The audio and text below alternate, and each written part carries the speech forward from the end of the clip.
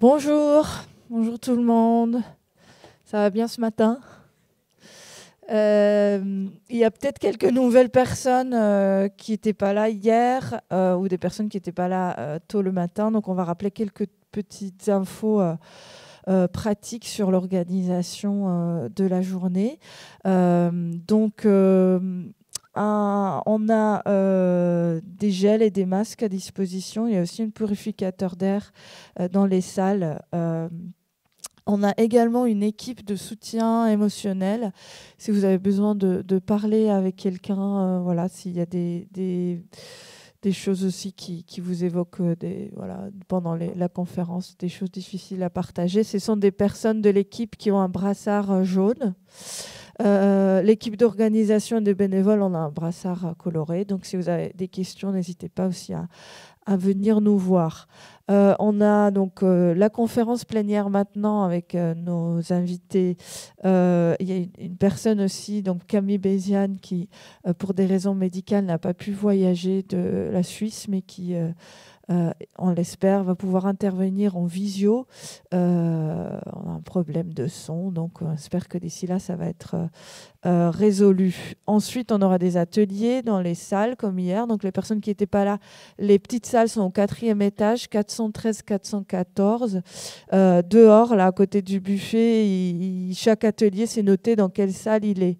Les salles sont plus petites. Donc il y a un atelier qui se tient ici, toujours dans l'auditorium, où il y aura toujours de la place si vous n'avez pas de place dans les petites salles. Tout ce qui se passe ici est retransmis en ligne sur la chaîne de la MSH et aussi enregistré et sera ensuite mis en ligne. Quoi d'autre? Donc la pause déjeuner pour les personnes qui ont un ticket, enfin qui ont pris un repas, ça va être en 4e étage. On n'a malheureusement pas pu offrir un repas à tout le monde. Donc voilà, pendant la pause déjeuner, vous pourriez aller. Il y a des boulangeries, des restaurants et le Franprix au niveau du métro. J'ai oublié quelque chose, c'est bon. On peut se lancer. Donc voilà, on est content et contente pour cette deuxième grande plénière. Je passe la parole à Gabriel pour présenter nos invités. Merci. Juste un petit message de service. On a trouvé un bonnet hier dans l'amphi. Si c'est à quelqu'un, n'hésitez pas à venir le récupérer. Voilà. Eh bien, sans plus tarder, on va commencer. Et on a le plaisir d'accueillir aujourd'hui Ahmed Amila et Marianne Schbat. Donc, Ahmed Amila est professeur adjoint au département de sociologie de l'Université de Montréal et co-responsable de la clinique Mauve.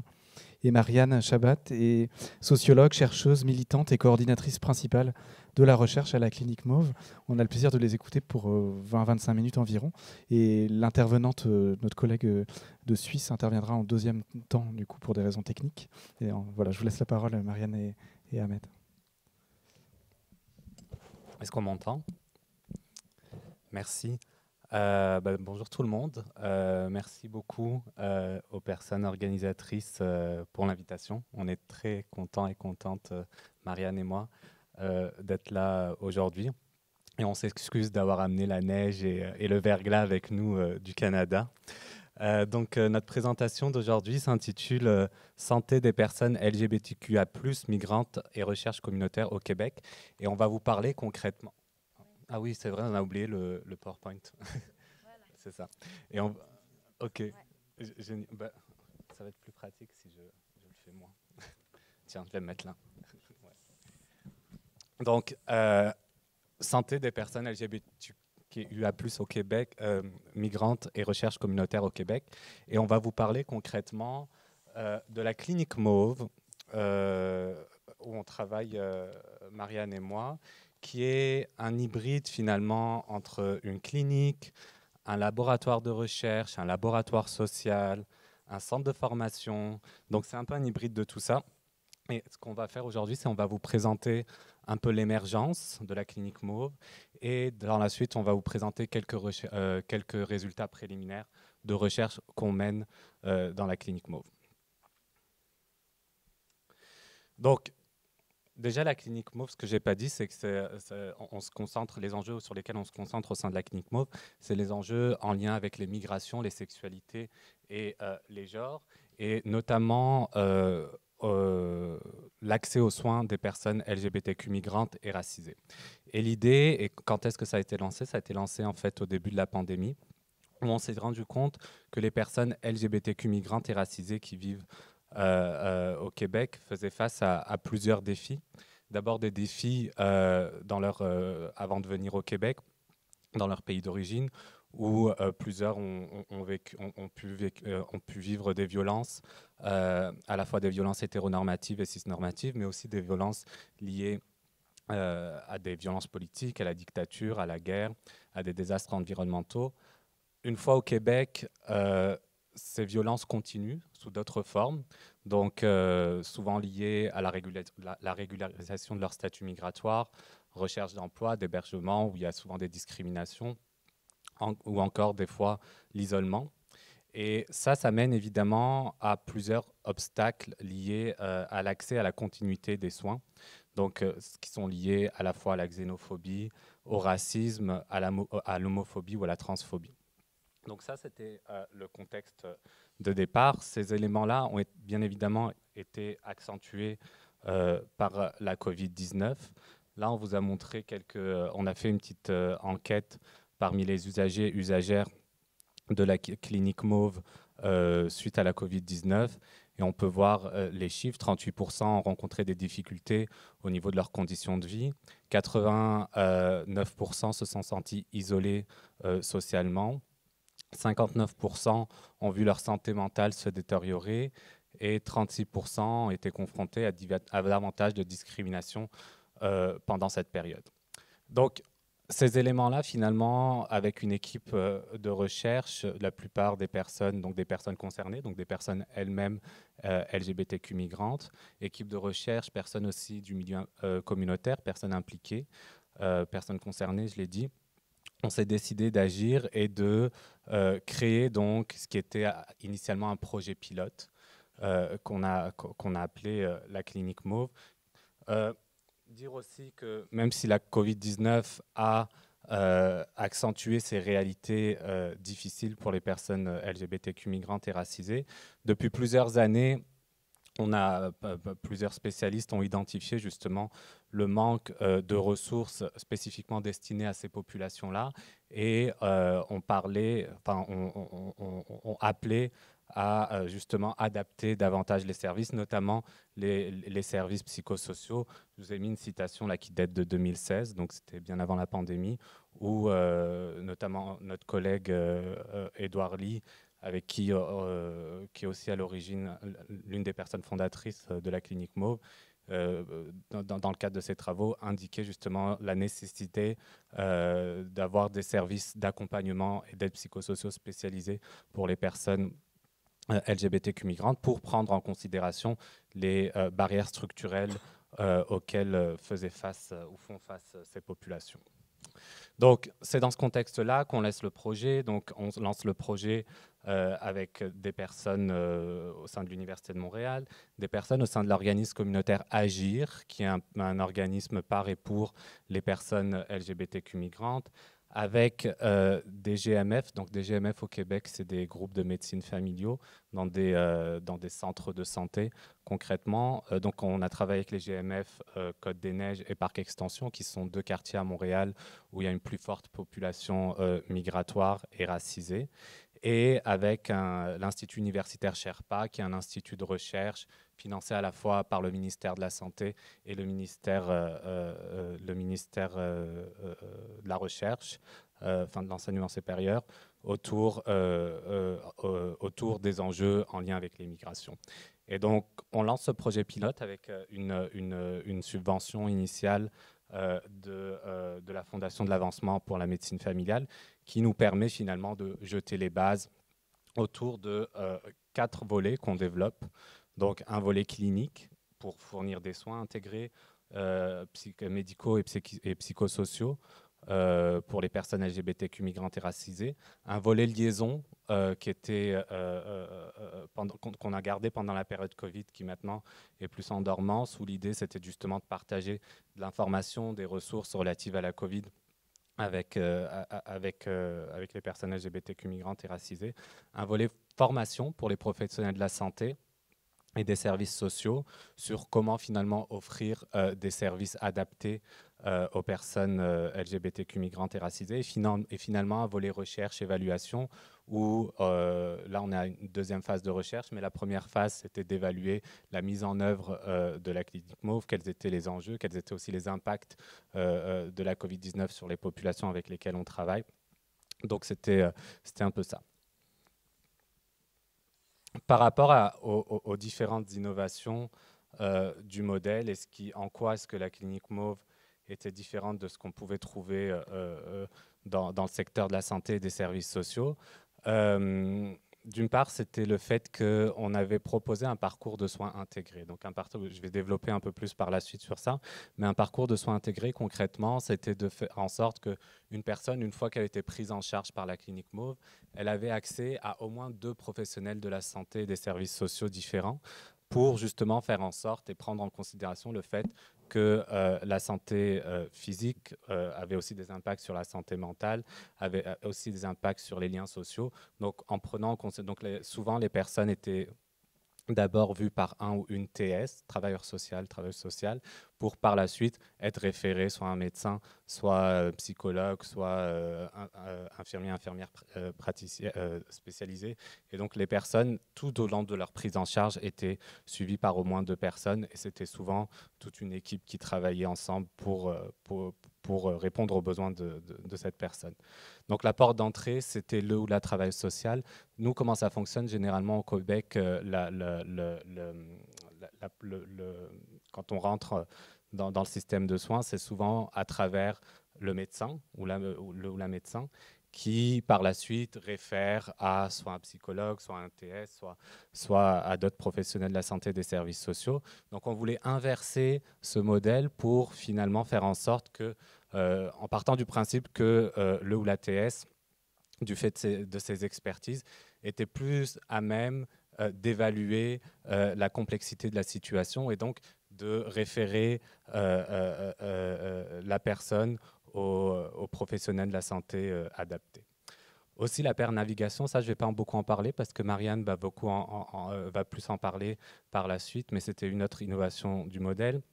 Aussi, co-construction avec les communautés concernées. Comme on a dit, on a travaillé beaucoup avec l'organisme communautaire Agir, mais on a aussi, comme je l'ai dit, la plupart des personnes impliquées au sein de la clinique MAUVE sont elles-mêmes des personnes concernées.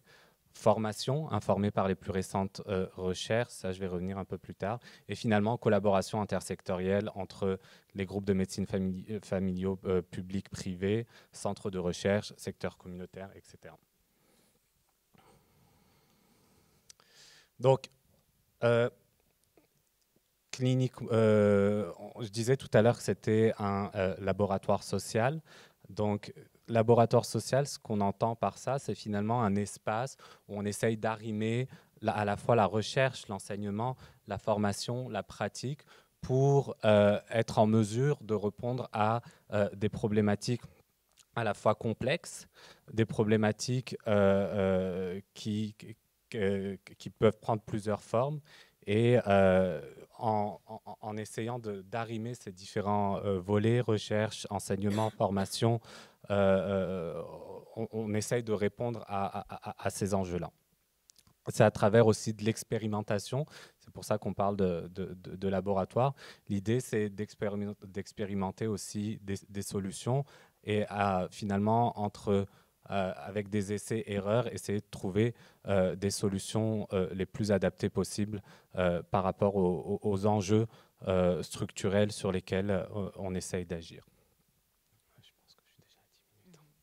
pense que je suis déjà à 10 minutes. Donc j'ai déjà pris beaucoup plus de temps qu'il faut. Donc je pense qu'on va directement passer. Donc je ne vais pas aller dans le détail des 4 volets parce que l'idée c'était de vous présenter les 4 volets en détail. Mais je vais laisser ça potentiellement si vous avez des questions sur les 4 volets. On pourra y répondre pendant la période de questions-réponses. Et on va directement aller en fait aux résultats de nos phases de recherche. Et je vais donner la parole à Marianne. Mais tu veux-tu juste présenter un peu les objectifs de la phase 1 puis oui. comme une ou 2 barrières? OK. Donc, on va passer directement aux aux 2 phases de recherche qu'on a fait. Donc, on avait une première phase qu'on a menée entre juillet 2020 et octobre 2022, où l'idée, comme je l'ai dit, c'était d'évaluer la mise en œuvre de la clinique Mauve.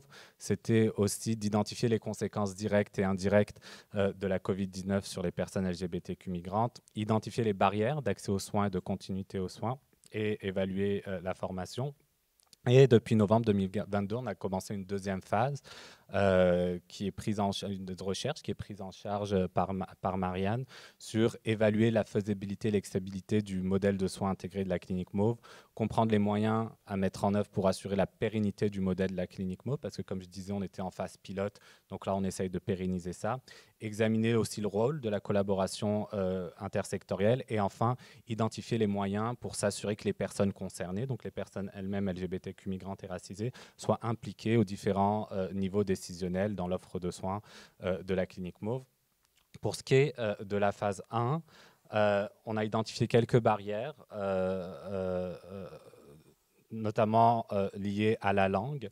Je ne vais pas lire les citations, mais concrètement, ce qu'on a remarqué, que l'un des enjeux principaux auxquelles faisaient les populations qu'on dessert et qui faisait que les personnes avaient du mal à accéder à des services de soins adaptés, c'était le fait qu'ils ne parlaient pas la langue. Même si, normalement, dans le secteur des soins de santé, elles ont le droit en fait, à des interprètes, ce dont on s'est rendu compte dans la plupart des situations, c'est que la demande n'était pas faite par les professionnels de la santé et que du coup, ces personnes n'avaient pas accès.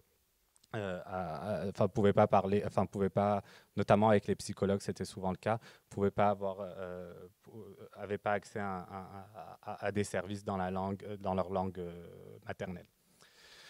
Un autre enjeu, c'était les barrières intersectionnelles, le fait finalement que quand une personne, du fait de son statut, du fait de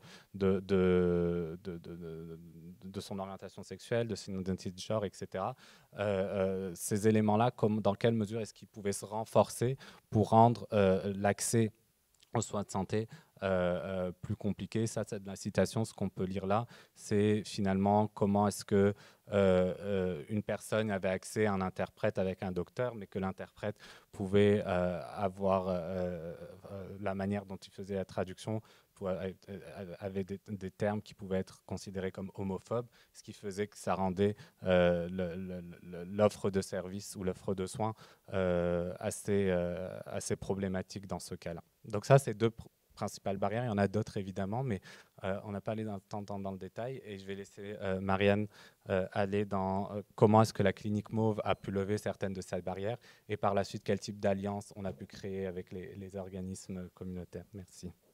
Merci, Ahmed. Vous m'entendez aussi? Alors, donc, merci pour cette première partie.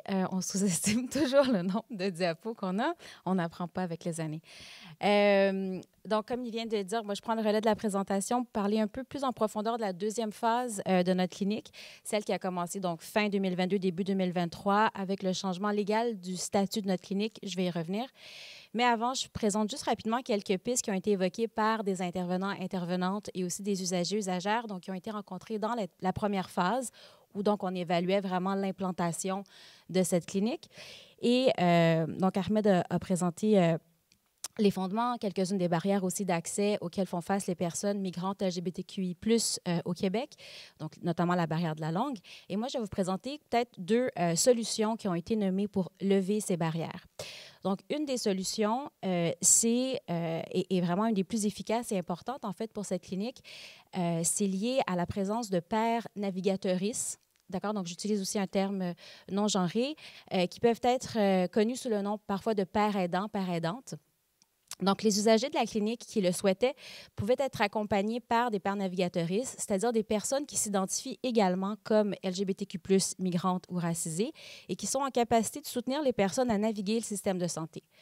L'idée, c'est pas seulement d'offrir un soutien linguistique lorsque nécessaire, mais aussi d'offrir un soutien émotionnel à l'usager, usagère qui le demande.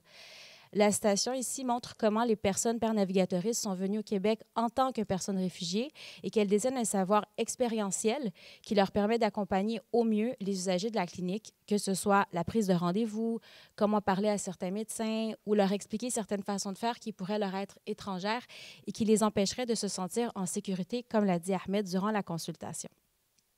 Ah oui, ouais, prochaine diapo. Le partage d'expériences communes ici est vu... le partage d'expériences communes est ici vu comme la fondation du lien de confiance entre la personne père navigatrice et l'usager-usagère. En fait, en permettant aux usagers de la clinique d'établir un lien de confiance avec une personne identifiée de la communauté, des barrières d'accès, notamment celles qui étaient liées à la peur réelle de ne pas être compris ou de se sentir seul dans le parcours de santé, viennent se lever plus facilement. On pourra en parler plus en profondeur pendant les questions si vous le souhaitez, mais les pères navigatrices ont été recrutés au début de la Clinique Mauve en 2020 et ont reçu aussi des formations sur la transdiversité et sur l'accès aux soins pour les personnes LGBTQI+ migrantes. Ce sont des personnes qui peuvent avoir été référées par les milieux communautaires comme Agir et qui ont nécessairement une bonne connaissance des milieux de santé. Pour le moment, on n'a pas de père navigatrice officiellement à la Clinique Mauve parce que le financement qui nous avait été attribué au départ pour LE a pris fin. Par contre, on réfléchit à comment en réembaucher en leur offrant des conditions et un salaire qui reflèteraient la complexité de leur travail d'ailleurs qui n'est pas encore assez reconnu dans le monde de la santé au Québec. Une autre solution qui a été soulevée pour lever les barrières d'accès à la santé, c'est l'importance de travailler de manière interdisciplinaire. Donc, cette citation qui a été rapportée par un psychologue qui travaillait à la Clinique Mauve nous parle de la nécessité de travailler avec des médecins qui sont formés et qui comprennent l'importance et l'urgence des prescriptions en hormonothérapie. Côté santé mentale, pour lui, la collaboration avec des médecins qui sont disponibles et aptes à faire des suivis va vraiment aussi alléger son travail. La Clinique Mauve tente de travailler de manière interdisciplinaire pour offrir, comme Ahmed l'a montré plus haut, des services intégrés aux usagers. On se rend compte dans notre système de santé qu'un des problèmes principaux est lié au fait que le patient est souvent seul et doit porter son dossier lui-même. Il y a peu de continuité entre les services. Sentir qu'on est soutenu autant du point de vue des intervenants et que des usagers est vraiment fondamental.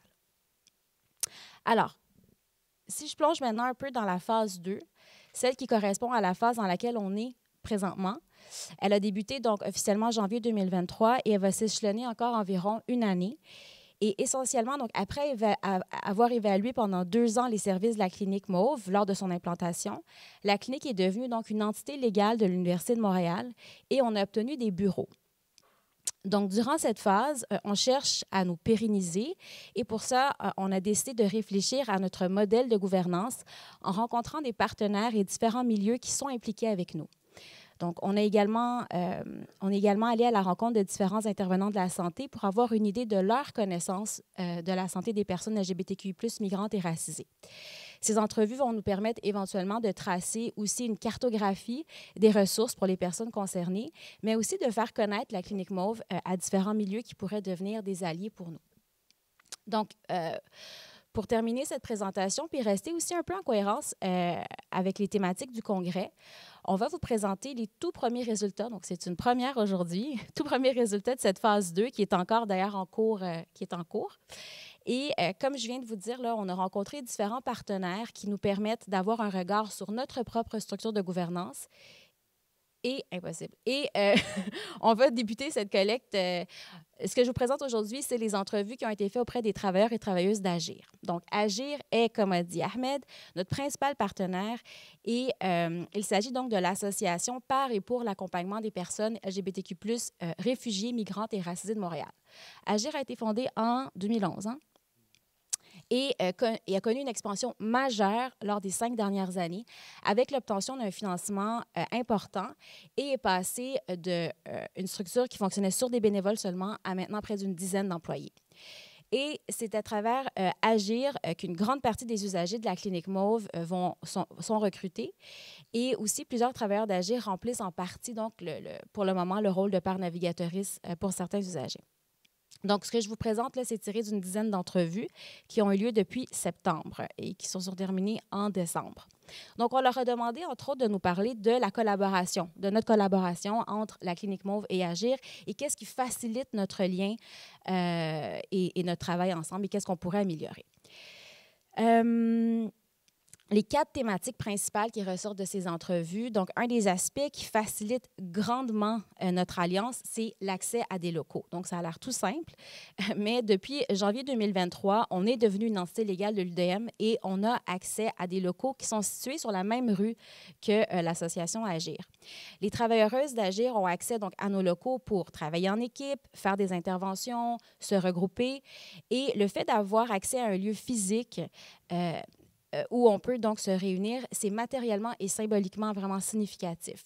Par contre, il y a des enjeux qui sont liés à la sécurité qu'on partage aussi ensemble.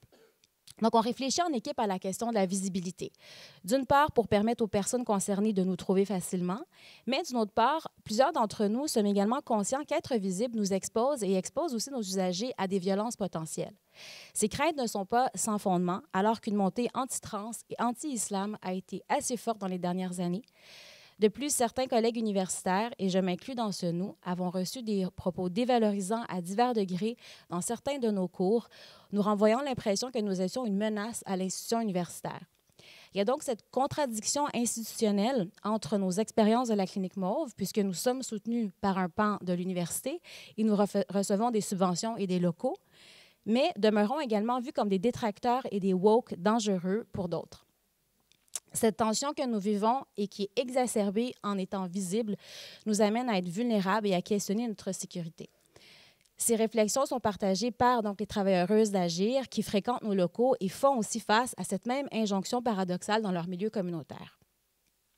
Finalement, la notion de visibilité est aussi à mettre en lien avec une réflexion critique sur le narratif blanc et occidentalo-centré du coming out.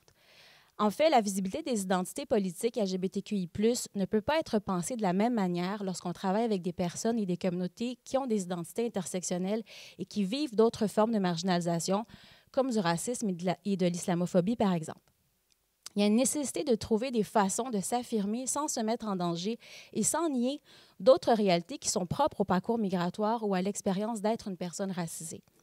La notion de visibilité doit donc être discutée en prenant en compte ces multiples nuances et complexités qui sont propres à nos existences. Ensuite, une autre thématique qui est ressortie par Agir, c'est lié au fait de créer des rencontres et de favoriser des moments entre eux et nous. Donc, un peu dans le même ordre, le fait d'avoir accès à des bureaux et des espaces qui sont assez grands et qui nous permettent de nous réunir, de partager des repas, de faire des rencontres à plus de 20-25 personnes, c'est un facteur qui facilite notre alliance. Le besoin qui a été nommé par plusieurs membres d'Agir est le fait de pouvoir se sentir soutenu et compris par nous. Donc, comme j'ai mentionné rapidement il y a quelques instants, il y a un backlash anti-trans qui se fait ressentir un peu partout en ce moment au Québec et qui nous a pas épargnés. Et à l'automne 2023, il y a eu des manifestations anti-trans significatives qui ont affecté une grande partie de nos communautés, sans compter que la couverture de ces événements violents a été traitée de façon très problématique dans les médias, en donnant, dans un premier temps, une place centrale aux personnes cis hétéros qui pouvaient se prononcer de façon complètement arrogante et décomplexée comme étant pour ou contre l'existence de personnes et d'enfants trans. Cette dérive a été aussi marquante parce que plusieurs médias ont renvoyé l'idée que le débat anti-trans était porté par les communautés arabo-musulmanes, montrant des photos de femmes racisées portant le voile qui s'opposent aux droits des enfants trans. Alors qu'on sait bien que la présence de personnes blanches était également très importante lors de ces manifestations, plusieurs médias en ont profité pour suggérer que le backlash était donc porté par les communautés arabo-musulmanes. Posture qui ne peut qu'alimenter l'islamophobie et le racisme qui sont également en montée au Québec. Donc, un des grands titres, d'ailleurs, du Journal de Montréal, après la première manif, la manif anti-trans, c'était « Minorité sexuelle contre minorité religieuse », avec une photo donc d'une femme portant le voile à cette manifestation.